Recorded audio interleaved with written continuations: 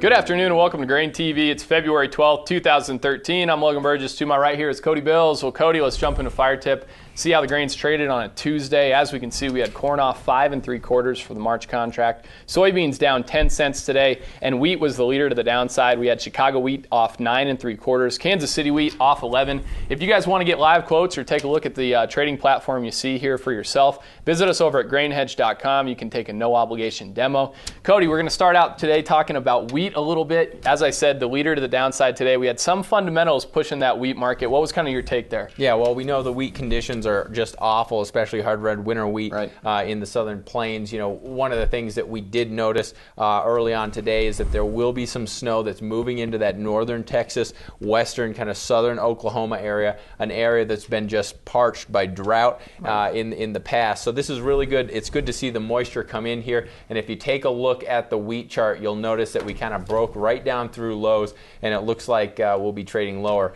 Wheat was the grain that traded the most to the downside today. Kansas City wheat in particular, closing off at 777 3/4, down 11. Yeah, you know, soybeans had a relatively weak day today as well, off 10 cents there for the March contract. And if you want to switch over here to the March daily chart here, as you can see, it looks like we have a pretty good ceiling on this market right now, around that $15 a bushel level. We did have the USDA come out on Friday and actually lower projected ending stocks for beans by 10 million bushels here for the current marketing year, and we've had 3 straight days of selling on the heels of that. We broke down through this 200-day moving average, and it looks like we are going to retest the kind of the bottom side of this range right around 1350 here, 1375 on the March contract. Today, you know, we saw a relatively weak trade. Wouldn't be surprised if we got down around 14 here once again, and fundamentally right now with this large South American crop kind of hanging over this bean market, certainly the fundamentals are turning more bearish. And one thing that we've heard some news about just in the recent days was that Mato Grosso is expected to remain more dry for the remainder of the week,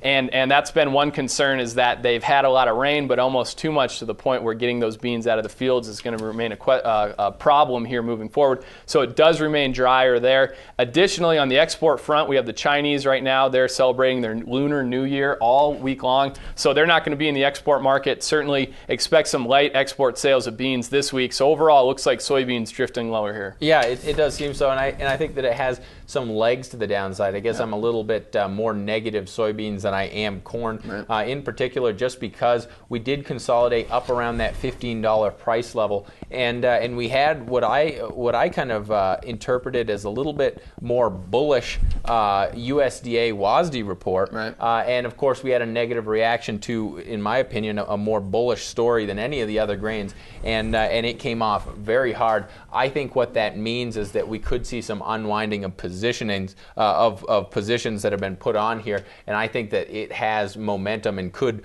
penetrate even below 14 down to what you were saying, kind of that 1375 price level. Right. Let's hop into corn here real quick, Cody, and this is a big story people are talking about right now. The 8th straight day of lower closes for this corn market. Corn's really lost its footing in the last couple sessions. We're testing some kind of key price levels today. We were able to close below $7 a bushel. Last trade here was at 696.5 there for the March contract. What's kind of your outlook on this corn market, Cody? You know, we did see ending stocks raised last Friday by the USDA, but it really seems like something has to give at some point after all of this pretty sharp selling. Yeah, and I would agree with that. I think, quite frankly, I think we're a little bit oversold. I'm a little bit more friendly corn than I am beans and wheat right now. Yeah. I think that you know, we have had 8 days trading lower. We are right around that $7 price level. We are right around this support down around this area.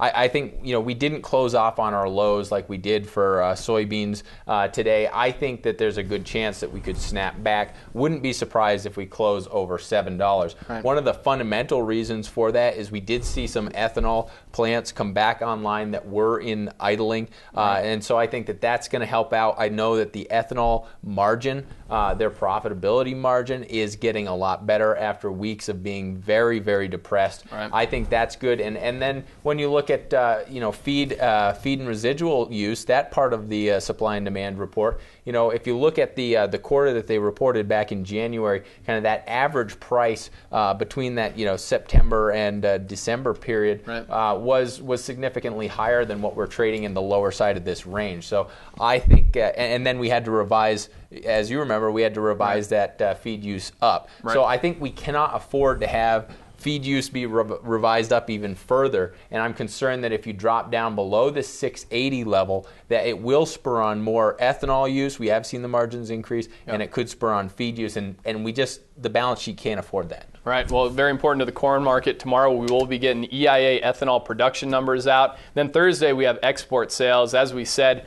we expect light soybean sales here for the week, but we'll have to see how corn does. Corn has really had a hard time throughout the marketing year, really establishing itself on the export sales front. And then Friday, really important to the soybean market, we're going to be getting NOPA crush numbers. One very important piece of news that we saw today that we were discussing a little bit was there are now expectations out from Oil World for the U.S. to import soy meal in the coming months, basically to fill the void there on a short soybean stocks right now that are going to be crushed here in the coming months. So very important to keep an eye on those NOPA crush numbers out there on Friday. We'll be keeping you posted on all those reports on Twitter. You can follow us over at GrainTV is where you can find us on Twitter. But I think in general that wraps up what we saw in the grain market for today. Thanks a lot for joining us on GrainTV, guys. Have a great night. We'll see you tomorrow.